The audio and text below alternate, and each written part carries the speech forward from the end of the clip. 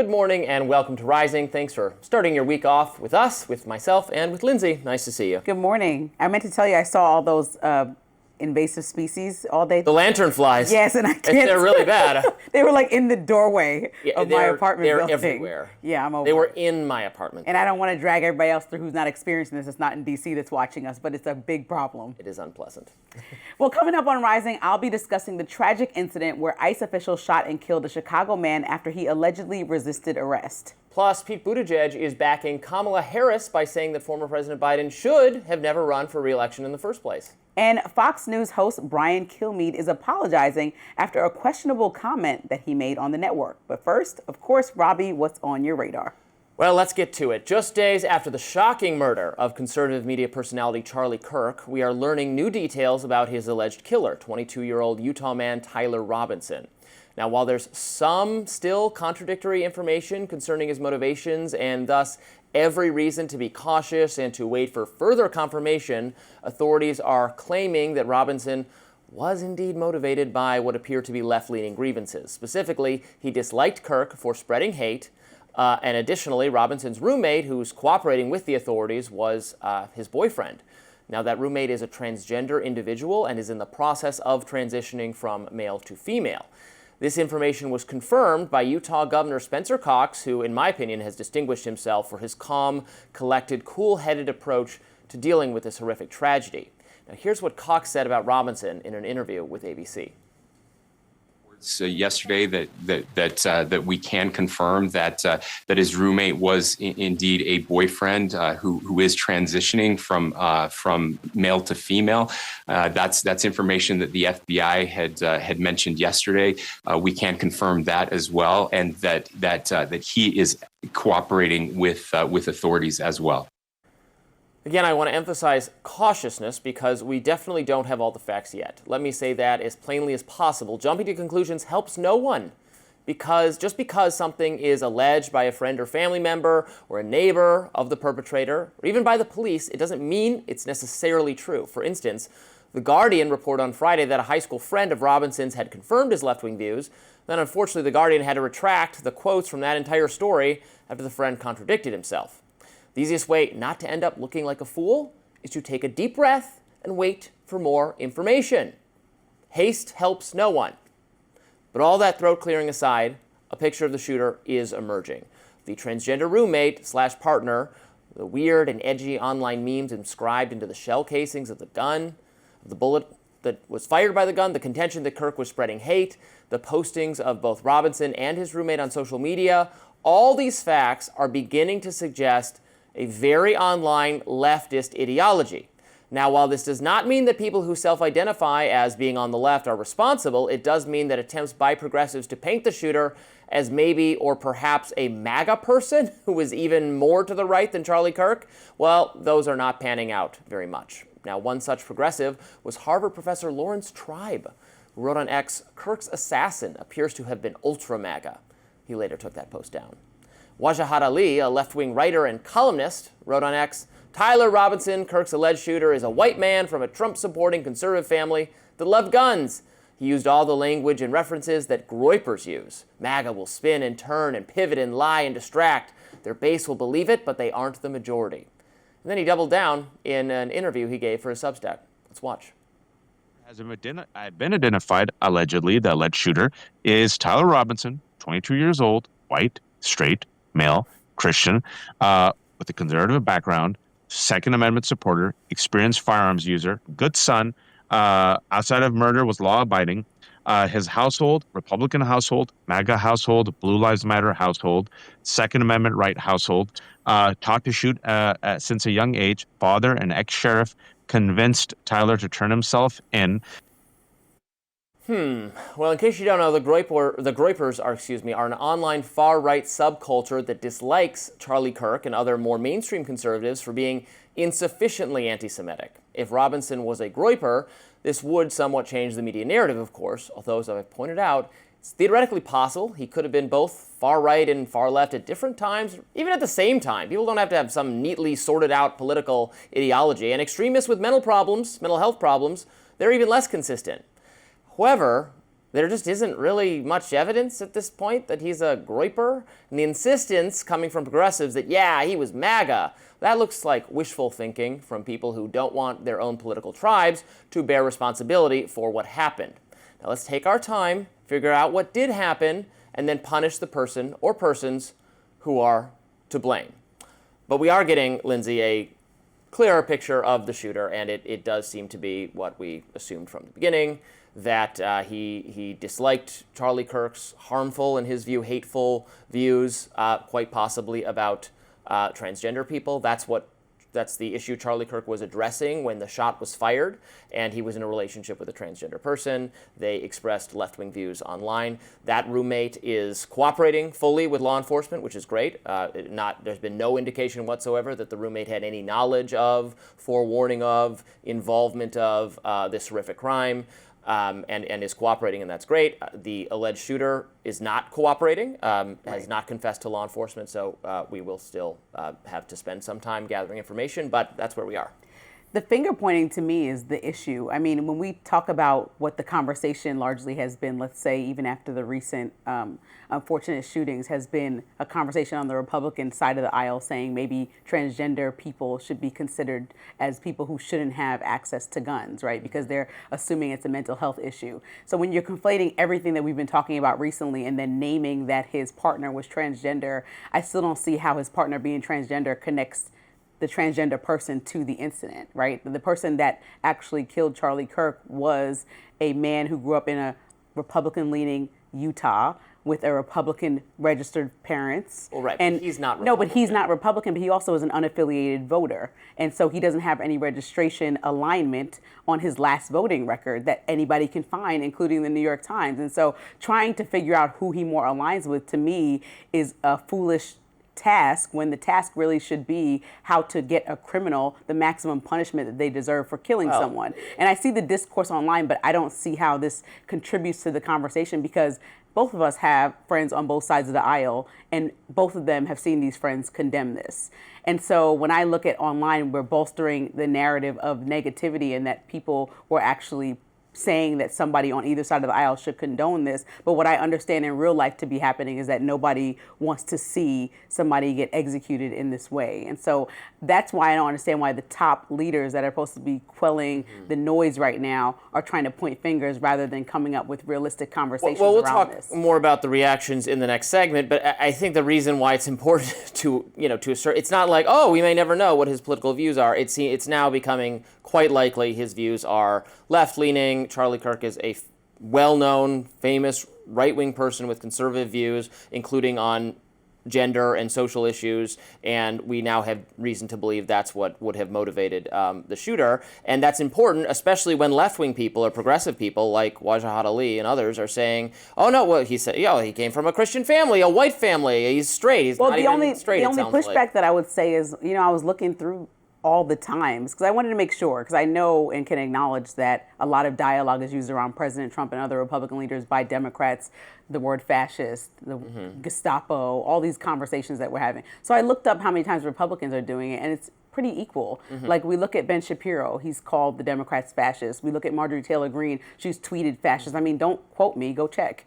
We look at President Trump on the campaign trail, he's called the Democrats fascist. So when I see fascist writing on a bullet, I don't attribute that bullet to any of those people I just named, or any Republican for that matter. I attribute it to the criminal. And so I think when we start trying to figure out who is most aligned with the views of a killer, we are completely missing the point on actually having dialogue that will help the country get to a better place than we are now, which is very divisive. All right, well, we'll discuss that more in our next segment. Coming up, conservatives are orchestrating a mass firing campaign against social media users who celebrated Charlie Kirk's death. Is that appropriate? We'll debate. Stay with us. After Charlie Kirk's death, some conservatives are aiming to crack down on what they call radical leftism and anyone celebrating what happened to the Turning Point USA founder. Airlines, schools, and universities, and even some in the healthcare industry have already fired, suspended, or denounced employees' social media posts related to the death of Kirk. One anonymous website, for instance, says that they're building a database that has more than 50,000 submissions of these kinds of social media posts with the goal of firing people. In the airline sector, political commentator Milo Yiannopoulos posted screenshots of an alleged American Airlines pilot who was seemingly mocking Kirk's death. The airline responded to the tweet, writing, American Airlines condemns violence of any kind. Furthermore, hate-related or hostile behavior runs contrary to our purpose, which is to care for people on life's journey. Any such behavior is unacceptable. We've already initiated action to address this with our team.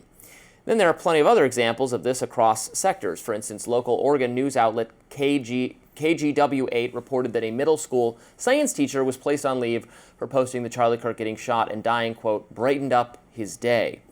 The teacher then resigned. Now, some Democrats, however, are sounding the alarm. Senator Chris Murphy pointed to this clip of White House Deputy Chief of Staff Stephen Miller on Fox News. But the last message that Charlie Kirk gave to me before he joined his creator in heaven was he said that we have to dismantle and take on the radical left organizations in this country that are fomenting violence. That was the last message that he sent me before that assassin stole him from all of us. And we are going to do that.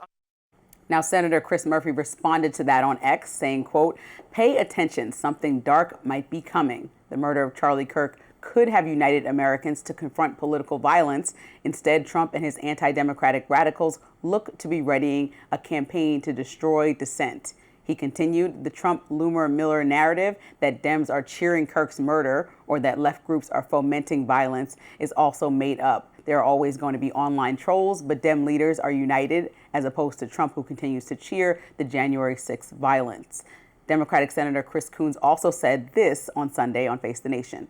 The internet is an accelerant. It is driving extremism in our country. It's driving us apart, left and right. And leaders like Senator Langford, Governor Cox, have an obligation and an opportunity to join with leaders from my party in urging folks to set aside any thought of political violence and to respect each other. Yeah, lots we could say here. I guess let's begin with the canceling campaign. I was wondering all weekend to talk to you about how you felt about this. I don't feel very positively about it. I have long opposed cancel culture. I've written over and over again about what was wrong with progressive attempts to cancel people for expressing controversial or provocative views throughout the 2010s when it was the height of left-wing cancel culture. And I've also criticized conservatives who have sought to do the same, try to cancel, for instance, pro-Palestinian voices. I've always said that was a wrong thing.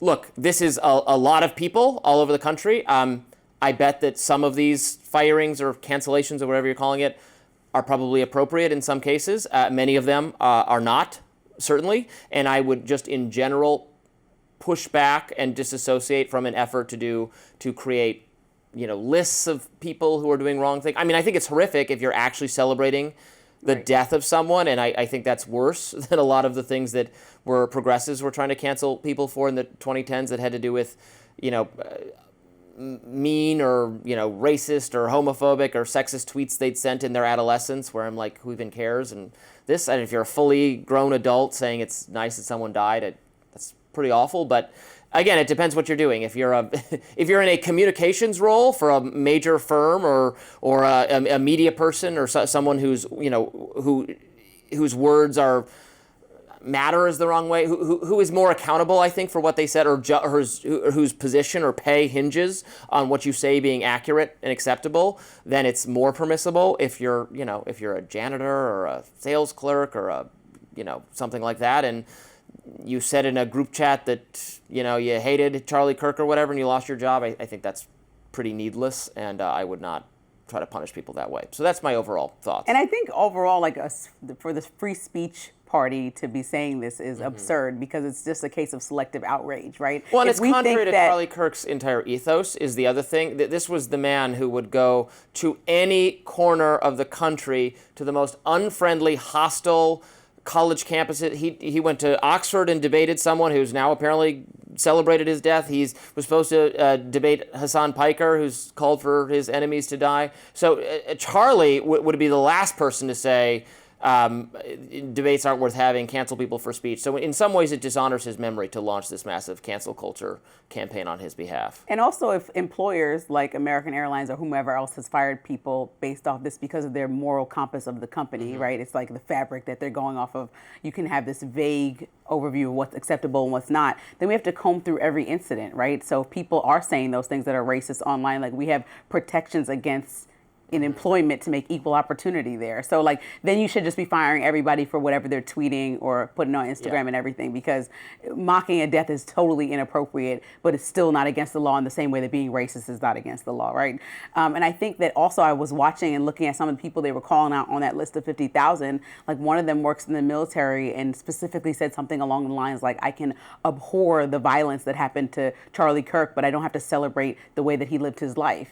And so people are upset about her saying that, but that's a nuanced thought that people are allowed to have, that people, the same people that are criticizing her, had about the death of George Floyd. They might abhor what the police officer did, Derek Chauvin, to him, but they do not want to celebrate the way that he was living his life. And that's up to you, right? And I didn't agree with that, but it's like, okay, I don't think you should lose your job because you said that. And I think when we get to the point where the same people that are always outspoken about free speech are doing this, it really bothers me because I'm looking at what's the intention and the goal. Is it only what benefits you, or are you actually trying to implement policy that's equal to all? Well, you're too reasonable on all this, Lindsey, because there Well, are I a think lot it's just a terrible, sad issue. lefter-leaning people than you who would be happy to have me lose my job for any number of things I've said over the years. But the So critical now thing we that have also to was be- in this conversation was what Senator Coons was saying is that the leadership on the Democratic side, I think, from my purview, is leaning into a conversation that is saying that this violent act was totally wrong and nothing of the sort of celebration. And so when we look at how leadership has responded, that's what we can go off of. If we look at social media, sometimes social media can be this beautiful place where we celebrate brilliant things like having a baby and all the things. And then sometimes it can be a real dumpster fire. Coming around to the idea, just quickly, because we're going to have to go, but that social media is our internal monologue. It's your intrusive thoughts being shared, and we all have dark, bad thoughts. But it's healthy to just I'd really like to kill that person. That's just like your. No, Robby, I don't have that thought. I think we all do. Okay, you'd really like to kick a potted plant in blind fury. Yeah, whatever. I like to kick the plant down the road. You never think about just squeezing the life out. But you keep that inside. You don't say it. But social media allows people to actually express their dark thoughts. And hide behind no pictures Well, of hide themselves. behind quasi-anonymity until it's not anonymity. Right. And so I think social media makes it seem like we're the worst of the worst. We're worse than we are because you're just, like, if every dark, intrusive thought anyone had ever had was projected for all the world to see, we would look like a very, very fallen If you don't have anything nice to say, don't say anything. Then your mom said that back in the day. That is great advice, Lindsey, and Thank I you. agree with it. Fox and Friends' Brian Kilmeade in hot water after some controversial comments. His on-air apology next. Don't go anywhere. Brian Kilmeade apologized over the weekend for comments that he made during a segment on the death of Irina Zarutska last week. Fox co-host Ainsley Earhart was discussing how someone who's been arrested 14 times, they should be put in prison, and Lawrence Jones added that if such people refuse services, they should be locked up in jail. Then Kilmeade weighed in. Billions of dollars to mental health and the homeless population. A lot of them don't want to take the programs. A lot of them don't want to get the help that is necessary. You can't give them a choice. Either you take the resources that we're going to give you, or you decide that you're going to be locked up in jail. That's the way it has to be now. Or involuntary lethal injection or something. Just kill them. That comment sparked backlash online, with many pointing out that a large number of unhoused people, homeless people across the country, are veterans. Now, some online also compared his comments to former MSNBC commentator Matthew Dowd's controversial take following the death of Charlie Kirk, saying that Kilmeade should face similar consequences. Now, over the weekend, Kilmeade offered his apology. Take a look. We were discussing the murder of Irina Zarutska in Charlotte, North Carolina, and how to stop these kinds of attacks. During that discussion, I wrongly said they should get lethal injections. I apologize for that extremely callous remark. I'm obviously aware that not all mentally ill homeless people act as the perpetrator did in North Carolina, and that so many homeless people deserve our empathy and compassion. But that apology seemed to fall flat with some. Former Surgeon General during Trump's first term, Dr. Jerome Adams, took to X saying, quote, "I appreciate the apology, but Brian Kilmeade's apology falls short. A fair and balanced network can't tolerate a seasoned reporter casually suggesting we execute the mentally ill and homeless. Suspension is the bare minimum. Accountability matters, or it doesn't." I think it was correct to apologize, and that should be that. He's someone who has opinions. I think he was trying to suggest that that a mentally ill homeless person who committed a crime as serious as this person who stabbed this woman, Irina Zarutska, on the train and caused her to bleed to death in seconds or minutes, that person deserves to die. If he gave people the impression he thinks the homeless people should just be rounded up and killed, that's obviously incorrect. They should get treatment. The question is how you get people who want to refuse treatment the help they actually need. And I agree with what Lawrence Jones was saying, is that we're going to have to consider more, I've said this before, coercive methods, but not killing them for noncompliance. Yeah, I think you're being really lenient with your perspective on what he was saying. They were having an open conversation about dealing with the crisis, and his co-host just kind of sat there as he said, "Let's lethally inject people," and then reiterated after he was done, like, "kill them." And I think that just shows the lack of empathy, I think, as a country that we have for the homeless population, as we talk about even things like what's happening in D.C. Let's get them out of here, like, just out of sight, out of mind. But a lot of these people are not killers. In fact, studies, like one published in the National Library of Medicine that I read yesterday, shows that homeless people are generally more times the victim of violent crimes than they are the perpetrators. Like, if the whole population They're victims of other homeless people. They are the victims of violent crime. So I didn't get into the violent crime of the homeless people. No, I don't think each other. I'm saying the percentage-wise, based on the whole population and based on homeless people, are the victims of violent crimes. And so the point for me is that they are often the ones that are the victims as well, and also not all needing specific remedies that we have put forth. Some of them actually just need housing. Some of them actually just need to figure that solution out. Like, we can't start with the one solution that's like give them medicine, but not talk about the overall structural change that gets people into homelessness. And that starts with a lot of unaffordability and some policies that we have. I mean, there's a disconnect on how to get to the end game, but the conversation we're having is like kind of up here. And I used to think that because I grew up in suburbs of Detroit, and when you'd go into the city and I'd see homelessness, or it was poverty driven. When I moved here to Washington, D.C., I realized that the poverty here, the homelessness here, is not poverty. Usually it's mental illness or drug addiction. And so just throwing homes at people, they do that. In this city, you can easily get a home for a mentally ill homeless person, but they don't stay in the home because they need to be where their drugs are, on the streets. And they wreck the home environment anyway. So you need to treat, in my view, most cases, not all cases, but in most cases, you need to treat the underlying drug addiction or mental illness first, or else giving them a home is not going to do any good.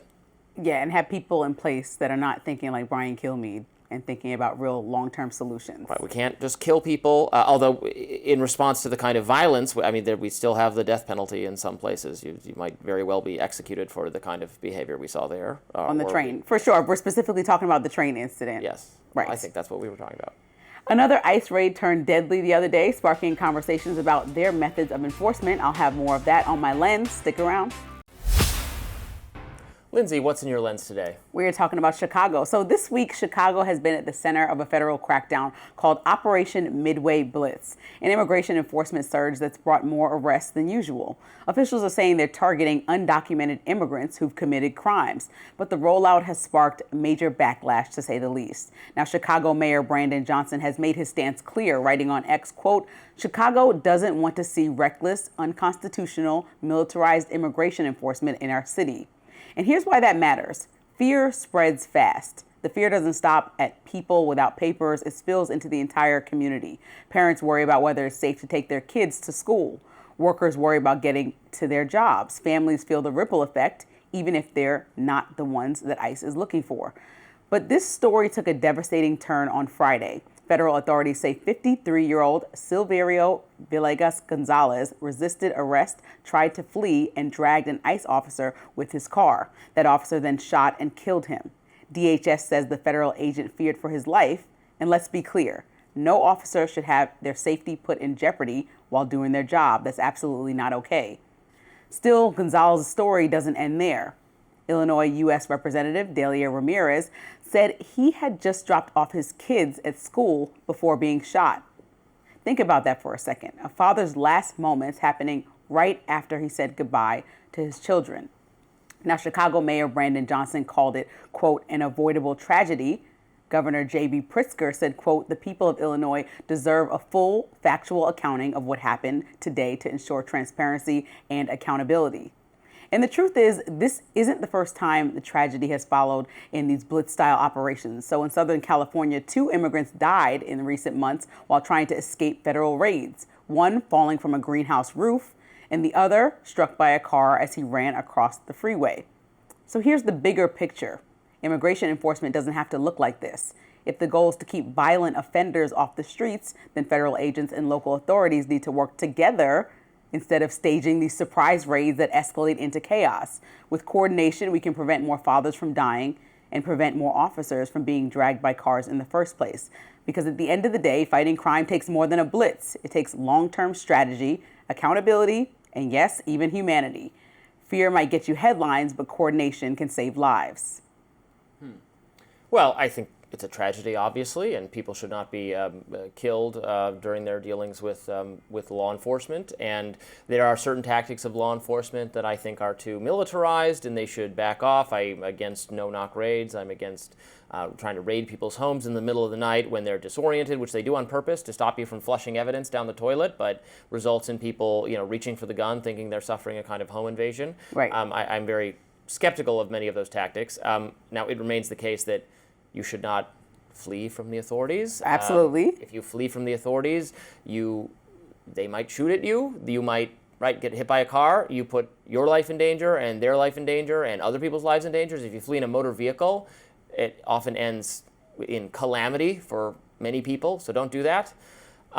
This is also why ICE wants to interact with people at the courtroom. Why that one judge who tried to smuggle out the immigration people is so pernicious, because they do it at the courtroom because they know you've gone through metal detectors, so right. You're not carrying any weapons. So that is the safest way to apprehend or encounter someone for an immigration deportation matter, is inside the courtroom. So we should be more in favor of those kinds of things if we don't want to see these kinds of things. Yeah, and I think I'm mostly in favor for local authorities working well with federal authorities. I mean, I think just to go to Chicago after weeks of speculation and then days of criticism from leadership there, and to have an incident like this is kind of like the exact things that everybody should not want, right? We obviously don't want somebody from DHS getting hurt, because they said he was hospitalized and hurt after that.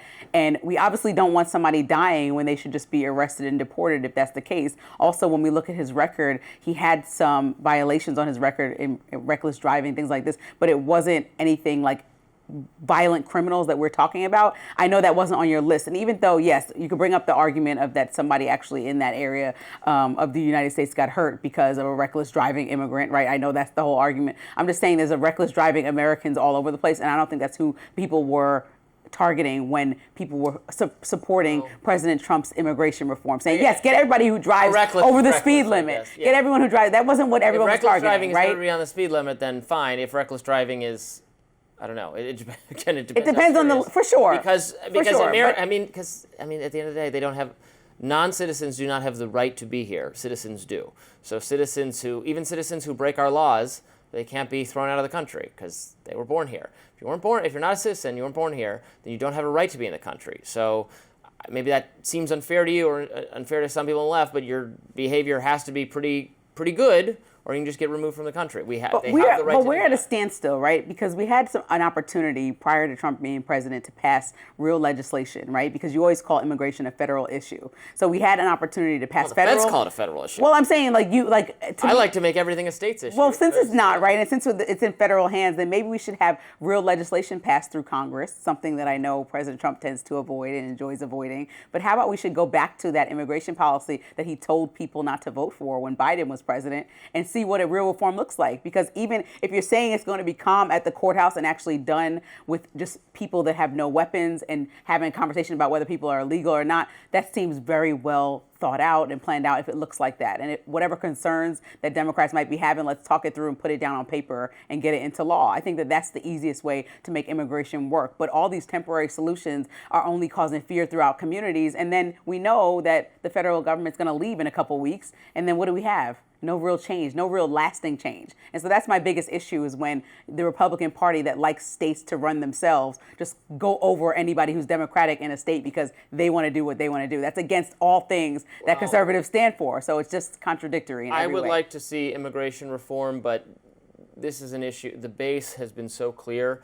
They don't want any form of amnesty for any group of illegal immigrants. And so amnesty is such a non-starter. I don't know what you do then. I would support a change in policy so there's a path to citizenship so they can work legally and contribute to our economy, and I think that'd be good. Or even pay their way towards citizenship. My friend Daniel DiMartino, who's an immigration scholar, has a plan along those lines where people who came here illegally would pay the government, help pay down our national debt in order to become above board from the standpoint of the government. I think that's a good idea too. I think these are realistic solutions compared to rounding up millions of people and getting them out. It's going to take tremendous law enforcement resources and just also it's starting to devastate our economy. Like, I think the farmers that probably didn't expect to be affected in this way because they thought we were targeting violent criminals, and companies like John Deere reporting massive losses because of the immigration taxes, or when you watch factory workers get dragged out and deported. It's kind of like, guys, what's the plan here? I just not understanding the long-term strategy. The South Korean factory workers did have me extremely upset because they were on a tourism visa, which allows you to do business consulting, and they had just gone a little farther than that and helping put the plan. But they're only the parts are in Korean. They're the ones who know how to assemble the. I can't say on TV. It makes me very. They know how to put the plant together. The government doesn't know how to make the plant. I just don't understand. Let them cook. I don't understand why we're cutting off our nose to spite our face. It seems silly, especially when Trump is somebody for his own businesses that has used undocumented migrants before. So I think a real solution is required through Congress for this to actually work. Yeah, we got to build things, and I don't want to fight over how it gets done. Let them do it. Up next, hear all about the latest city the Pentagon wants to deploy the National Guard to. We have all the details. Stay with us. The National Guard may be coming to a city near you. The Pentagon is preparing to send up to 1,000 National Guard troops to Louisiana, according to a Washington Post report. Now, to be clear, it is a proposal right now, not an official order, but the plan will target cities like New Orleans and Baton Rouge through September of 2026. There's no start time for the troops to deploy, and troops need to be requested by Governor Jeff Landry, according to the report. But that could be a likely outcome because Landry's already voiced his support for the troops being in Louisiana. So I guess it's a done deal. The plans come after Trump sent troops to Washington, D.C. and also to Los Angeles. He recently announced the troops will go to Memphis, Tennessee, and has eyed Chicago, Illinois as well. Louisiana Republican Congresswoman Julia Letlow voiced her support for the plan, saying, "I welcome a National Guard presence in New Orleans, an incredible city full of culture that needs help fighting crime and improving public safety." Meanwhile, others are less enthusiastic about the plans. Democratic Louisiana Congressman Troy A. Carter writes, quote, "Our National Guard must remain ready for genuine emergencies like hurricanes and natural disasters, not diverted into political experiments in law enforcement. Louisiana deserves resources, respect, and genuine partnership, not militarization." I don't know. Is crime not a... Well, it's not a national emergency in New Orleans because their crime is down to the lowest point it's been since the 70s. So again, it's one of those things about DC where the word emergency is being misused. Now, of course, Robby, I'd love crime to be down to a zero, like President Trump is claiming it is in D.C., but it's not, and it's not. That's too ideal. You don't believe in fairies and whimsical beings, so let's just stop pretending like it's going to happen. And murders went to zero, and carjackings went down. But here's the thing where I say, okay, fine. There's soldiers everywhere now. It's fine. If Landry is a Republican and he wants President Trump and the cities all over his state to be federalized, and he's saying yes, that's the cooperation that I'm talking about. Start there and figure out how to help. There you go. Now, what I'm confused about is the Republican continuous talking points that these Democratic cities are in disarray, but Baton Rouge, where crime is very high in Louisiana, is Republican led. And so that will contradict the entire narrative that he only needs to go into these these Democratic led states and cities when he's going directly into his ally on his side. It's nonpartisan. Here's a Republican enclave that needs some help. So it's crime across the country so that he can stop blaming the left for all of the things that are going wrong in this country and be presidential. Try that. Be presidential and say, hey, crime is a bad thing. Let's try to solve it and work together. That's exactly what we're doing. He's saying Democrats are a bad thing. Their policies have led to, well, talk about Baton Rouge. Explain Baton Rouge to me then. It's Republican-led state. Break it down. Okay, and if you want to talk about emergencies, start with places like Memphis then. Start with places that have the highest crime rates in the country. Don't start with D.C. and New Orleans that has literally saw crime go down, both cities. And even though it's not to Robby's liking, many people in New Orleans do not want to see federal authorities there or the National Guard. So why don't you start with the people that voted you in unless you plan on being voted out in the next election? That's where I think it needs to start. They should vote for different leadership, and if they don't, then they get if their cities are run by the same pro-crime policies that their Democrats endorse, then that's what they're going to get. And that Republicans endorse too, because Baton Rouge must be pro-crime for it to be. Some things are beyond. Some people fall through the crack. He's getting. Some things are beyond the ability to. I don't know. I don't want to send National Guard places they are not wanted, but they've been requested now by the governor of Louisiana, so they can be sent in. I don't think the National Guard is a permanent solution at all to high crime because they're going to get deployed and they're going to get undeployed. They have succeeded in bringing crime down in D.C. Their presence has deterred the kind of opportunistic teen crime that we saw so much of this summer and last. Now they're mostly just kind of standing around. You see them on corners. And that is not a crime. What? To stand around, no, yes? So that's fine. No, the soldiers, I'm saying. Oh, I thought you meant the people that you said were loitering anyway. No, the loiterers have been They're just driven gone into completely. the sea. They're okay. gone. And the homeless people have been driven into Virginia, and they'll be right back. So everyone's gone for now. Everyone's gone for now. Honestly, the homeless problem had gotten better anyway already compared to the Thanks to Democratic leader Muriel Bowser? Muriel Bowser is doing, on terms of crime, Muriel Bowser is doing the best job she could have been doing, has been doing that all along. My criticisms of Muriel Bowser were always about her COVID policies. On crime, she's a sane Democrat. She's certainly sane compared to her own city council, which is full of radical left-wing lunatics. She's done her best. She's working closely with President Trump on this issue. She's thanked him for the National Guard's presence, while emphasizing, and she's correct about this, that for a long-term solution, the city needs to hire hundreds more local police, and she's right about that. I agree. And there's also the problem of getting the crime lab back online that I've talked about. They can't clear homicide cases, and judges won't convict, and it's a huge dysfunctional problem that all needs to be straightened out, and that has nothing to do with the National Guard. Well, we've heard this twice now, so let's say if he goes to Louisiana, we'll see how that works out. But in D.C. specifically, we've heard local leadership say we need more police, we need more funding. We've heard in Chicago it said the same thing. We need help.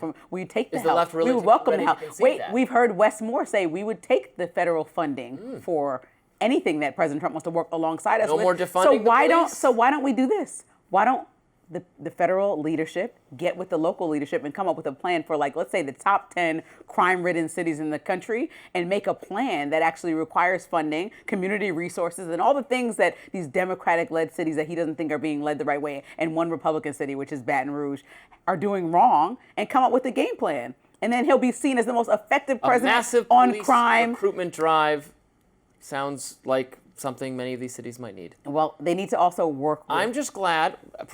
They need to work with the president on this. Finally, or have they, I don't know, Democrats have finally committed to themselves the idea that their leading slogan of the year 2020, defund the police, abolish the police, Black Lives Matter, so we shouldn't have any policing. I'm glad they recognize that was maybe Why are you not saying such all these a brilliant slogans like they idea. all are the same thing? Are you ridiculous? Well, they're not all the same thing. They had to do defund the this. police, and you're about to tell me, I know I'm going to try to talk and tell you what my perspective of defund the police meant, and we disagree on this. People were not saying take all the money away. People are saying reallocate the funds to community resources so that police are not always responding to every incident. Some might be mental health issues, right? And then we're killing people when they have a mental health issue and might have needed some other help and assistance, as opposed to a fearful police officer that goes in there and just shoots somebody somebody up, generally a person of color, because for some reason they're presenting more fear. Okay. So this is not like hard to understand. There's still community policing that I say every single time. It's like when we I talk about how say- federal authorities could help out. It's like when I say I want to make the federal government small enough so that I can drown it in a bathtub.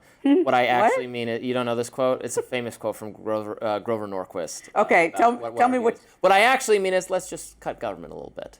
No, I actually mean let's make it very, very small. And the people saying defund the police did not say no, reallocate Yes, that's what they were and saying. invest in. No, they yes, were saying that's what it defund the actually police. means. That's They what wanted no police officer ever. I think people enjoy being safe and They protected. thought all the police As were a person racist. that has family members that are in the police force all over the country, Right, in you're different not cities. a left-wing radical, and you were. But also, no, even the people who are my left most leaning friends still would like if the police come when they call them. Let's say something happens or emergency right, that was- 911, that's they'd the like the police to come. That's the hypocrisy. No, but they'd of also these like people. if people are not getting killed that really didn't Right. commit a crime and the police are being called like it's someone who's like, these were all hey, rich I'm people. calling the police The people and who I love don't want to this be the slogan one are all killed rich because I'm people calling the anyway. police. Yeah, they had private security and live in gated communities. No, that's the that's left-wing that- intellectuals who were saying this. That's just making things up. No, that's No, not, it's true. That's It's not. absolutely That's true. No, I incorrect. agree with you. Poor people, even of a progressive or democratic bent, yeah, they don't want to defund the police. No, it's all left. It's wealthy left-wing intellectual type people. And also, here we are, right? We talked about how the pendulum swung both ways. All right, so you got now Mamdani, who does want to abolish the police, I don't believe that he doesn't. Are we talking about Mamdani later? We're Can't talking about admit it. Mamdani later. He can't admit it because he's savvy enough to know politically that that is a losing view. So he has to pretend that he doesn't want to do that. No, he's saying what it actually meant, which is what I just articulated to you, and he's going to continue to say what it meant back in the day. And if you look up, I'm sure, I don't know this for a fact, but if you look up an article explaining what defund the police means, let's say from 2020, you'll find the same definition that got co-opted, just like the word woke was co-opted by the Republican Party to mean something that it totally does not. It just means that if you are a person of color in this country and you understand all the atrocities that happen to you, you are woke and awoke about what can continue to happen if you don't. If you allow history to repeat itself. And somehow everybody and their mama took over woke and made it something else, and it's like, You should what? do a segment every day, Lindsey, where you explain why some popular Democratic catchphrase that is or unpopular Democratic catchphrase means something other than what it plainly Doesn't means, mean in what my you're view. saying that it means. Yeah, that would be a great segment every day. Pete Buttigieg seemingly pulling a 180 over the weekend, criticizing his former boss, former President Joe Biden. We'll be right back after this. Former Transportation Secretary Pete Buttigieg is echoing Kamala Harris's criticism of their former boss's re-election decision-making.